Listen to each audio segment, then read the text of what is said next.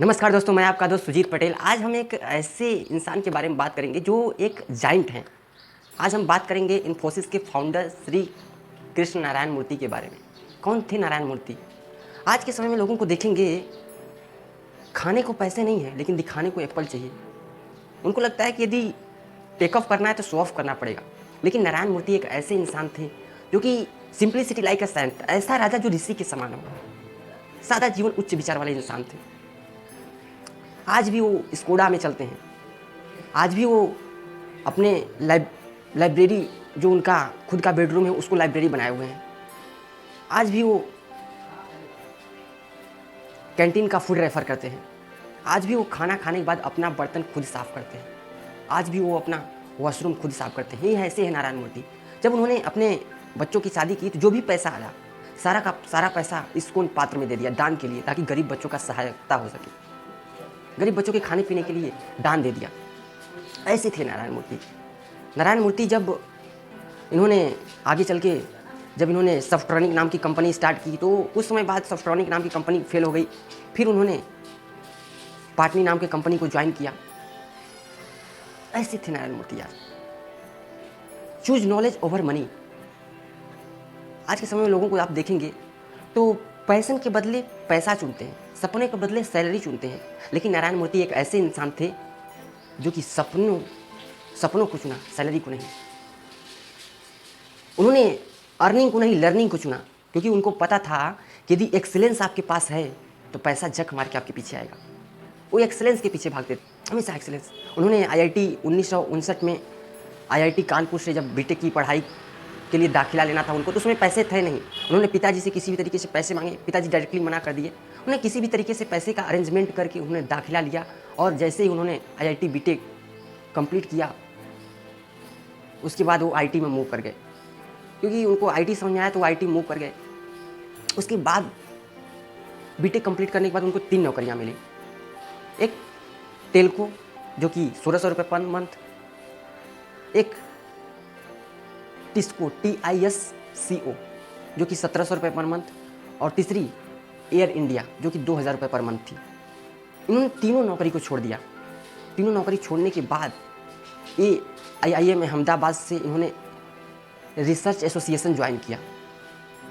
वो बोलते हैं कि मैं उसमें कंप्यूटराइजेशन का ज़माना था, तो बोलते थे कि मैं कंप्यूटर सीखना चाहता था, मॉडर्न ऑपरेटिंग सिस्टम सीखना चाहते थे। उनके बैच में उस समय वो एक ऐसे शख्स थे जो कि आधे से भी कम सैलरी पे उन्होंने कंप्यूटर चुना, मॉडर्न ऑपरेटिंग सिस्टम सीखना चाहते थे। 650 रुपये उनको मिलते थे। उन्होंने 2000 की नौकरी छोड़ दी। Communist to compassionate capitalist. एक बार वो क्या हुआ कि वो, देखिए यार, उनको ना बहुत तकलीफ़ों का सामना, इंसान धक्का खाकर ही धमाकेदार बनता है। जब वो यूरोप में जा रहे थे तो यूरोप में इनको बहुत सारा टॉर्चर सहना पड़ा। जब ये जा रहे थे लेफ्टिस्ट वैल्यू के साथ जा रहे थे इंडिया से होते हुए यूरोप, तो इनको यूरोप में जब जा रहे थे तो बल्गेरिया में इनका पर्स चोरी हो गया। अब इनके पास पैसे थे नहीं। अब इन्होंने स्टेशन पे रात बिताई किसी भी तरीके से। अगले दिन वो किसी भी तरीके से टिकट लेके ट्रेन में सफ़र किए।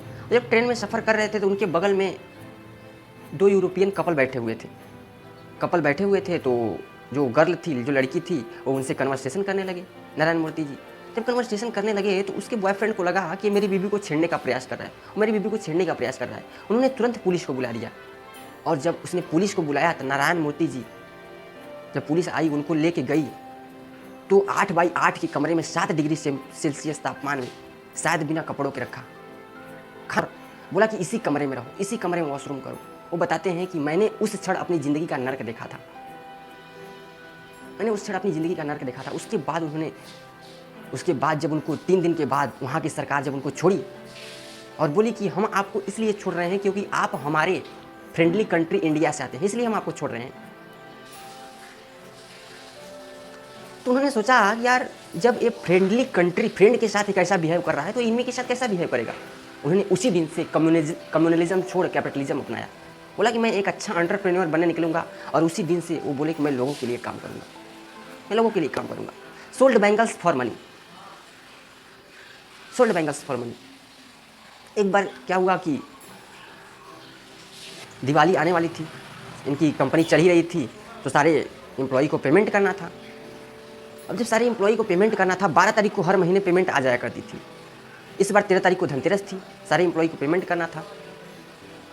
जिस दिन लोग गहने खरीदते हैं उस दिन उन्होंने अपने पत्नी के गहने गिरवी रखे और बोले कि आप मुझे माफ़ करिएगा, मैं एक दिन लेट हूँ, आपको पैसे दे रहा हूँ।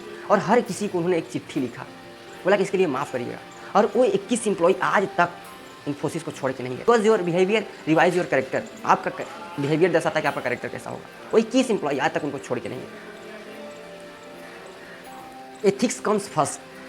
उनका वसूल था, उनके अपने वसूल थे। एक बार वो अपनी पत्नी के साथ कोलकाता ऑफिस पे जा रहे थे घूमने टहलते हुए। जब ऑफिस पे गए तो वहाँ का जो मालिक था, उन्होंने सोचा, नारायण मूर्ति ने सोचा कि यार कंपनी के पैसे से मेरी पत्नी मेरे साथ घूमने आई है, जिसका पैसा इन्फोसिस दे रहा है, और कंपनी इन्फोसिस के पैसे से ही ये मेरे कमरे में रुकी है, तो गलत बात है। उन्होंने तुरंत बोला कि एक कमरा और देखो। जो रूम मालिक था वो देख के हैरान हो गया कि जो ऑलरेडी कंपनी का एक फाउंडर है वो बोल रहा है कि एक कमरा और देखो और इसका पैसा मेरी सैलरी से कटेगा। उन्होंने एक कमरा और अपनी पत्नी के लिए लिया। ऐसी थी नारायण मूर्ति। उनके लिए अपने एथिक्स बहुत बड़े, और वो एक एम्बायस एम्प्लॉई थे। एम्बायस एम्प्लॉई। आज के समय में माँ बाप अपने बेटे के लिए क्या कुछ नहीं करते, सब कुछ कर रहे हैं, लेकिन नारायण मूर्ति एक ऐसे इंसान थे जो अपने बेटे के लिए कुछ नहीं किया। वो बोले कि तुम अपने पैरों पे खड़ा होगा। उनका बेटा जो हार्वर्ड MBA की पढ़ाई करने के लिए गया हुआ था, इन्होंने अपनी बेटी के लिए सपोर्ट किया, काफ़ी सपोर्ट किया। इनकी बेटी आज UK के प्राइम मिनिस्टर ऋषि सुनक, वो देश जो हमारे देश पर राज किया करता था, आज वहाँ के वो दामाद हैं। उस समय उन्होंने अपनी बेटी का शादी किया, सपोर्ट किया अपनी बेटी को, लेकिन उनका बेटा जब हार्वर्ड से पढ़कर आया, MBA की पढ़ाई पूरी करके, उन्होंने बोला कि पहले तू हमारी कंपनी का एग्जीक्यूटिव असिस्टेंट बन, अपने आप को प्रूफ कर।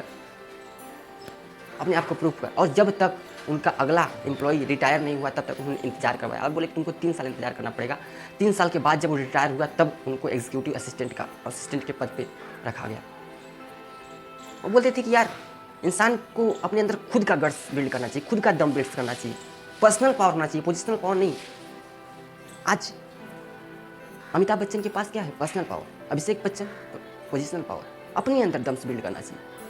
एक बार वो ट्रेन में सफ़र कर रहे थे एयर इंडिया में, तो उनके लिए बिजनेस क्लास था और उस लेडी जो थी वो इकोनॉमिक क्लास में बैठी हुई थी। तो इकोनॉमिक क्लास में जो वॉशरूम था सबसे पीछे था, प्रेग्नेंट लेडी थी। तो जो आप जानते हैं कि जो प्रेग्नेंट लेडी होती है उसके न्यूट्रस पे प्रेशर होता है, तो बार बार उसको वॉशरूम जाना होता था, बार वॉशरूम सबसे पीछे था इकोनॉमिक क्लास का, और बगल में ही बिजनेस क्लास का वॉशरूम था। तो बिजनेस क्लास के वॉशरूम में उसको प्रेग्नेंट लेडी को जो एयर होस्टेस थी जाती, वो तुरंत रोक देती, बोलती कि एकदम पीछे जाओ, एकदम पीछे भेज देती। ये सारा प्रक्रिया नारायण मूर्ति देख रहे थे, और ये सारी प्रक्रिया जब ये देख रहे थे उन्होंने बोला, वहाँ पर उपस्थित किसी ने कुछ भी ऑफ़र नहीं किया, लेकिन नारायण मूर्ति वहाँ पर उपस्थित उन्होंने अपना सीट ऑफ़र किया और बोला कि आप बिजनेस क्लास में बैठ जाओ, मैं इकोनॉमिक क्लास में चला जाता हूँ। अब प्रेग्नेंट लेडी जो थी अब बिजनेस क्लास में बैठी हुई है, अब उसको खाने को भी मिलता, वॉशरूम भी जाती, लेकिन इकोनॉमिक क्लास में बैठे ये सारा प्रक्रिया जो एयर होस्टेस देख रही थी, वो देख के बहुत आश्चर्यचकित रह गई, बहुत ही सरप्राइज रह गई। उन्होंने तुरंत गई और उनको जो मूर्ति जी थे उनको बिजनेस क्लास का फूड ला के दी, भोजन ला के दी। उन्होंने मना कर दिया, बोला कि नहीं, मैं बिजनेस क्लास का नहीं, मैं इकोनॉमिक क्लास में बैठ के इकोनॉमिक क्लास का भोजन करूँगा, क्योंकि यदि मैं यहाँ पर बैठ के इकोनॉमिक क्लास में बैठ के बिजनेस क्लास का फूड कंज्यूम करूँगा तो अगल बगल के लोग बुरा मान सकते हैं। फिर उन्होंने इकोनॉमिक क्लास का ही भोजन किया। ये सारा देख के जो एयर होस्टेस थी ये सारी बात पायलट को बताई, पायलट ने अनाउंसमेंट कर दिया और सारे लोग खड़े होकर उनका स्वागत किए नारायण मूर्ति का। ऐसे थे, स्वागत किए सारे लोग। एक इंसान अमीर ना अपने बैंक बैलेंस नहीं होता साहब, बिहेवियर से। बिहेवियर, बड़प्पन और कंपैशनेट में बहुत फ़र्क होता है। आपका बिहेवियर दर्शाता है कि आपका कैरेक्टर कैसा है। Your behaviour revise your character. ऐसे थे नारायण मूर्ति यार, ऐसे थे नारायण मूर्ति। बैलेंसिंग वर्क लाइफ, जो ये देखिए यार, बैलेंसिंग वर्क लाइफ ज़िंदगी में ना पैसा और परिवार साइकिल के 2 पहियों की तरह है।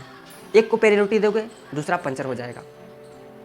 जब एक बार इनको अपनी कंपनी इन्फोसिस के लिए लोन लेना था तो बैंकर इनको टाइम दे नहीं रहा था, बार बार टाल दे रहा था। और जिस दिन बैंकर टाइम दिया उस दिन इनकी बीवी और बच्चों दोनों का तबीयत खराब हो गया, बहुत तेज़ से बुखार आ गया। और जब तबीयत खराब हो गया तब इनको समझ में नहीं आ रहा है, उधर बैंकर से मिलूं तो बीवी बच्चे को कौन देखेगा, अगर इधर बीवी बच्चे को देखूँ तो बैंकर से कौन मिलेगा। उन्होंने सोचा, उन्होंने अपनी पत्नी सुधा मूर्ति को दवा खिलाई और दवा खिला के जो बच्चा था उनका, बच्चे को गोद में लेके दवा खिलाते हुए बैंकर के पास चले गए। उन्होंने, जो बैंकर था, ये सारा चीज़ देख के बहुत इंस्पायर हुआ और उसने लोन ही नहीं दिया बल्कि उसने और भी इन्वेस्टरों से, नारायण मूर्ति से मिलाया और भी इन्वेस्टरों से मिलाया। मॉडर्न मास्टर, एक बार जब ये ट्रेन में सफ़र कर रहे थे, एयर इंडिया ट्रेन में सफ़र कर रहे थे, तो बगल में इनके ट्रू कॉलर का सीईओ, ट्रू कॉलर आप लोग यूज़ करते हैं, ट्रू कॉलर का सीईओ जो आलम अमेदी थे, बगल में बैठे थे। उन्होंने पूछा कि आप क्या करते हैं नारायण मूर्ति से। नारायण मूर्ति भाई साधारण से इंसान है, वो आज भी शर्ट कमीज पहनते हैं, सादा जीवन, उच्च विचार वाले इंसान हैं। वो बैठे हुए थे, जो ट्रू कॉलर का सीईओ था, पूछा आप क्या करते हैं, तो उन्होंने बोला कि मैं समाज सेवक हूँ, समाज सेवक। तो बोला कि आजकल बहुत समाज सेवक दुनिया में घूम रहे हैं, बहुत समाज सेवक घूम रहे हैं। कुछ समय के बाद वो नारायण मूर्ति जी का बैग वहाँ पर था, तो बैग पे लिखा था इन्फोसिस। वो बोला कि ये इन्फोसिस का बैग आपके पास है, आप क्या करते हैं, क्योंकि मेरा सपना था कि मैं भी इन्फोसिस में नौकरी करूं। तो उन्होंने बोला क्यों करना चाहते थे नौकरी, क्यों करना चाहते थे नौकरी। उन्होंने बोला कि इन्फोसिस का जो फाउंडर नारायण मूर्ति थे, उन्होंने पूछा कि क्यों करना चाहते थे नौकरी। तो जो ट्रू कॉलर का सीईओ आलम अमेदी था, वो बोले कि मैंने एक बार इन्फोसिस के एक छोटे से एम्प्लॉई को बुलाया, कॉल किया कि मेरा कंप्यूटर सिस्टम ख़राब हो गया था, तो मैंने उसको बुलाया और उसने इतना सिंसियर तरीके से, इतना अच्छे तरीके से बिहेव किया, इतना अच्छे तरीके से मेरा कंप्यूटर ठीक किया कि मैंने सोचा कि जिस कंपनी का एम्प्लॉई, इतना छोटा एम्प्लॉई इतना सिंसियर हो सकता है तो कंपनी कैसी होगी। तो मेरा सपना था कि मैं उस कंपनी में नौकरी करूं। तो वैसे आप क्या करते हैं। उन्होंने बोला कि मैं उस कंपनी का फाउंडर हूं। आलम अमेदी देख के सरप्राइज हो गया और दंग रह गया। बोला उसी दिन से, अगले दिन से आर्टिकल, पेपर में आर्टिकल छप गए, never met someone like him, ऐसा इंसान मैंने ज़िंदगी में कभी नहीं देखा।